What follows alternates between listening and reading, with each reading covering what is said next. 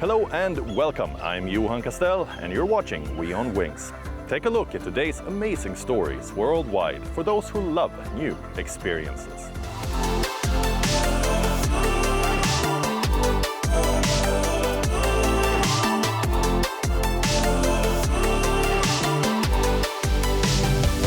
Last weekend, 9 Nepalese climbers reached the summit of Mt Everest, the tallest mountain in the world.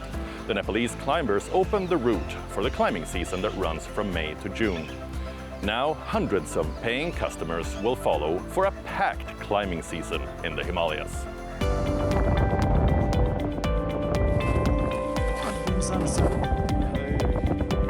For the most adventurous climbers in the world, those who want to conquer 8,000+ meter peaks and get a view like no other, looking out over the scenic vistas as far as the eye can see. There is no place like the Himalayas and Karakoram ranges of mountains. This is where the world's 14 peaks above 8,000 meters are located. Out of all these massive mountains, the one that is on most people's bucket lists is Mt Everest, the tallest mountain in the world.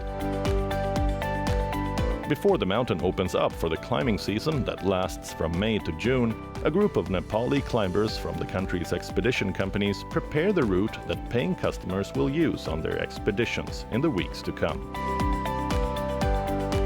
The team that safely reached the 8,849-meter summit to fix ropes was led by Dawa Gyalje Sherpa, a mountain guide who already had a dozen Everest summits worth of experience. The work was finished late due to unfavorable weather, leading to a shorter window of opportunity for climbers who want to summit the mountain this year. This year, because of the weather, the rope to Everest was fixed only today, so that can bring changes. The summit window does not stay open very long, only a week to 10 days. I think it might be a little challenging because there are many people. We will see who all are able to climb within that time frame. More than 450 foreign climbers have an $11,000 permit for this year's expeditions, ranging from $45,000 to $200,000 per person. Most climbers need a guide, bringing the total number of people summiting to more than 900. With a short climbing window, guides think there might be traffic jams on Mt Everest this year.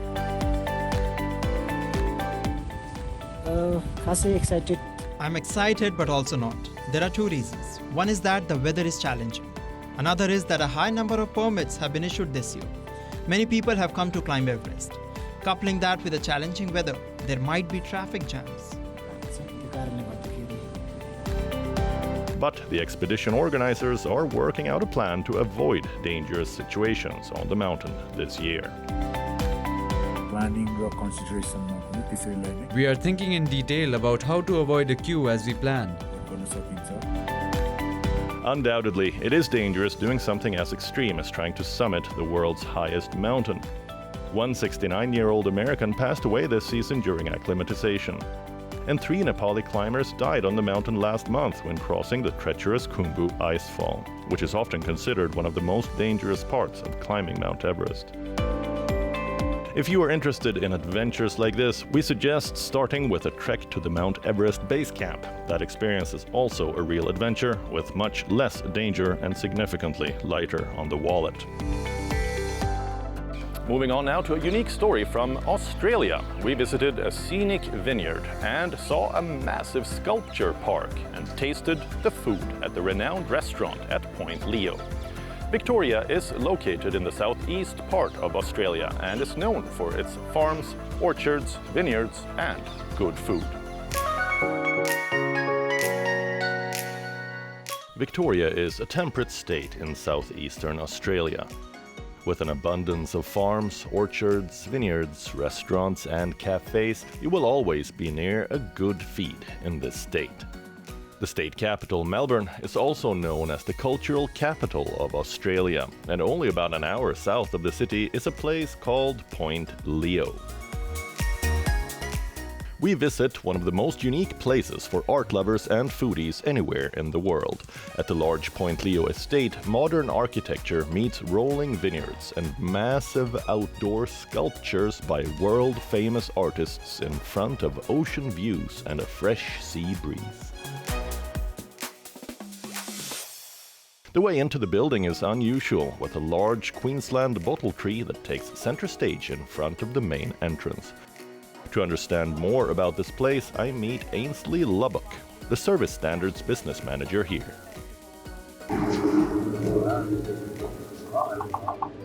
Hello, Ainsley. Welcome. Great to have you here.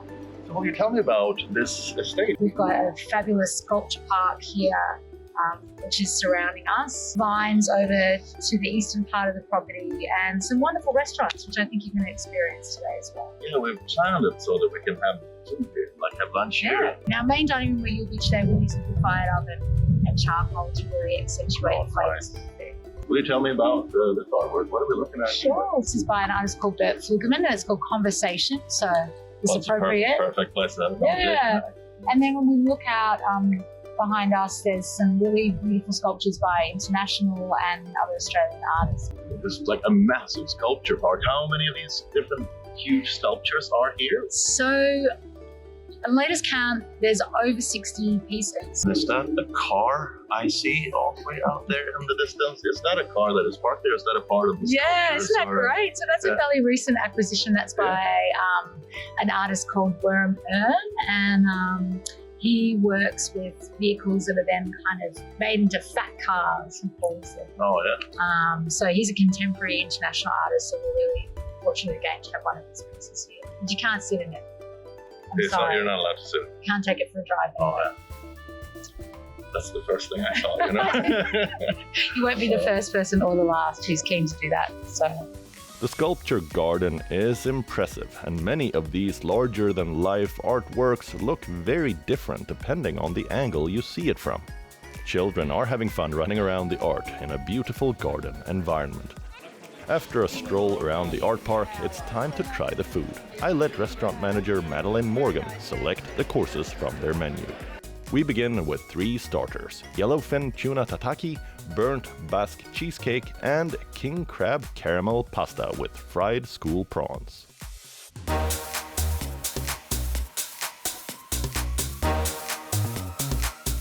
For mains, I get a snapper and a lamb backstrap with a fine herb crust with a lamb croquette. The mains are served with fresh salads from the local farm. Many of the ingredients for meals on the menu are grown locally, and sustainability and freshness are kept in mind. That's really good. My favorite is the croquette. Super yummy. Finding a place that combines a winery with restaurants might be common, but I really wonder if you will get that with a sculpture park of this scale and quality anywhere else in the world. So if you are into art and food, check out Point Leo's estate. When we think of Paris, the Eiffel Tower and the French Baguette comes to mind. The 30th edition of a competition to crown the baker of the best baguette in the city just crowned its winner, and the joyful baker will get the right to supply the Élysée. One of the most important things to do while traveling to different places worldwide is to taste the local food to understand the people and their culture. When you go to Paris, the stay is complete only after sampling the beloved baguette. Making bread is no joke in this metropolis. On the contrary, it is taken very seriously. The office of the mayor of Paris even organizes a competition for the best baguette in the city, with a special prize for the winner. Around 15% of the city's more than 1,100 bakeries submitted their samples for this year's competition. And a jury chose the winner from the 175 candidates. For the 2023 winner of the competition, the win made him happy.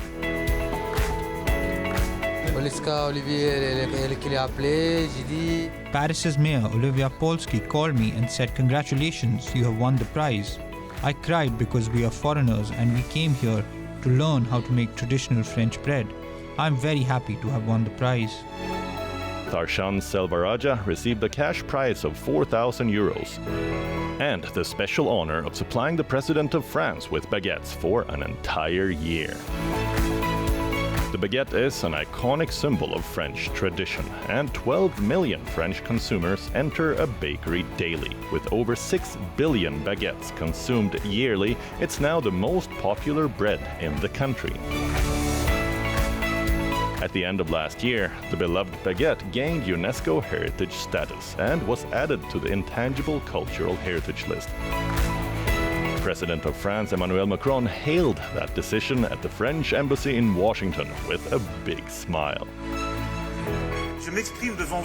I am speaking before you today in a very important moment, as our baguette has been recognized as intangible heritage by UNESCO. For the Best Baguette in Paris award winner, their bakeries usually get flooded with new customers who want to try the best. But for the neighborhood customers of Au Levain des Pyrénées, the bread was always top-notch. I already knew he was third in 2018. I already thought it was normal that it had a price because their bread is good and stays fresh. The next morning, if you eat bread from the day before, it still has freshness. If you visit Paris, make sure you sample the baguettes, as they are some of the best in the world. Moving on to Egypt now. In the northern coastal city of Alexandria, fine arts students and professors competed in a sand sculpture festival, hoping to draw new visitors to the northern coastal city.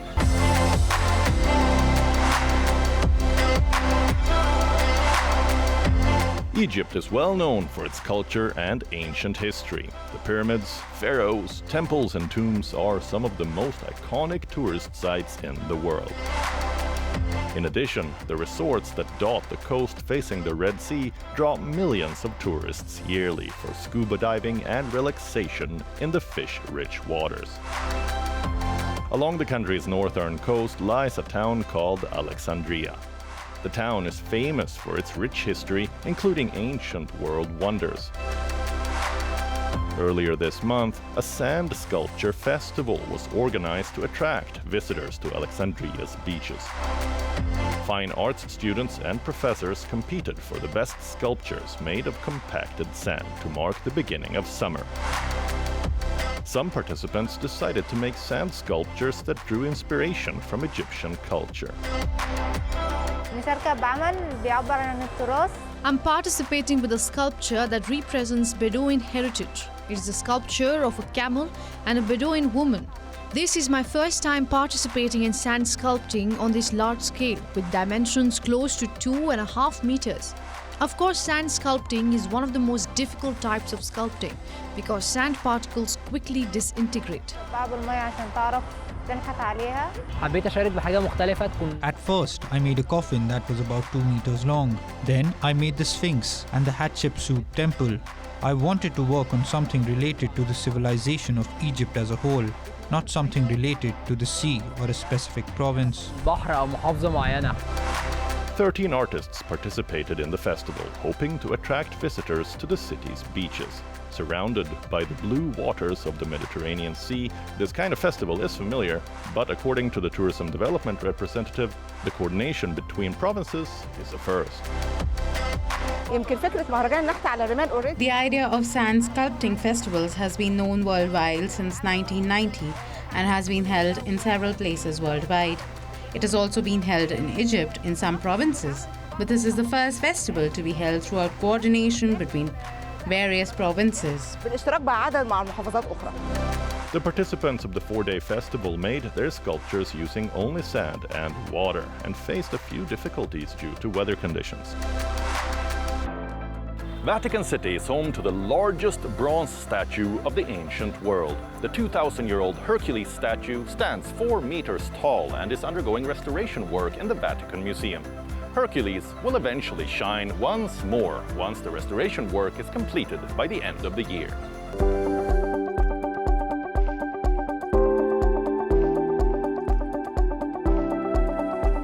Italy is one of the most rewarding countries for history buffs to visit in Europe. Home to Venice with its scenic canals and gondolas, Florence, the birthplace of the European Renaissance, and Rome, the papacy's seat in the Vatican City.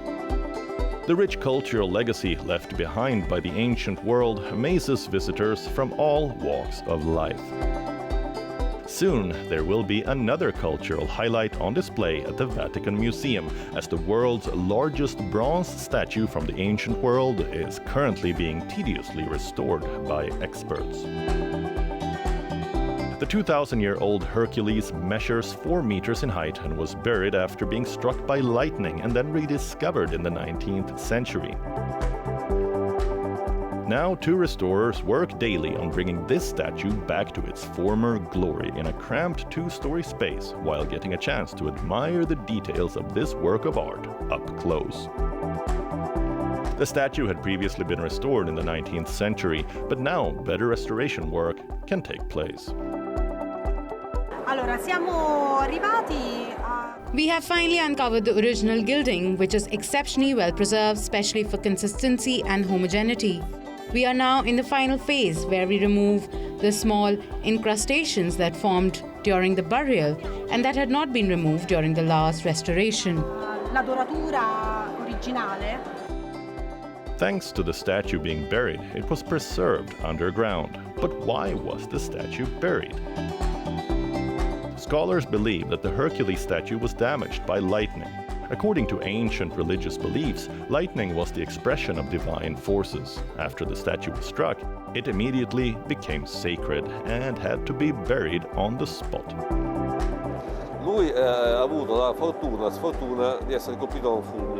He had the good fortune and misfortune of being struck by lightning. It is said that sometimes being struck by lightning generates love, but also eternity.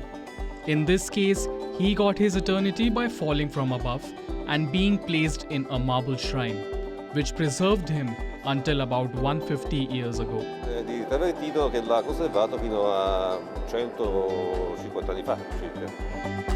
The statue shines in a golden luster, even though it is thousands of years old. But how was this gilding achieved? Mercury was added to gold and the surface was covered with this layer that adhered very strongly. The history of this work is told by its gilding. It is one of the most compact and solid gildings found to date. The artists and smelters of that era placed great importance on gilding. Once this impressive ancient statue is fully restored by year end, like never before, we will all be able to admire the glowing golden skin of Hercules, who, thanks to a lightning bolt, became eternal. Morocco is gearing up to welcome its summer season tourists. But an unusually early heat wave struck many regions of the country in early May, sending temperatures soaring to nearly 40 degrees Celsius.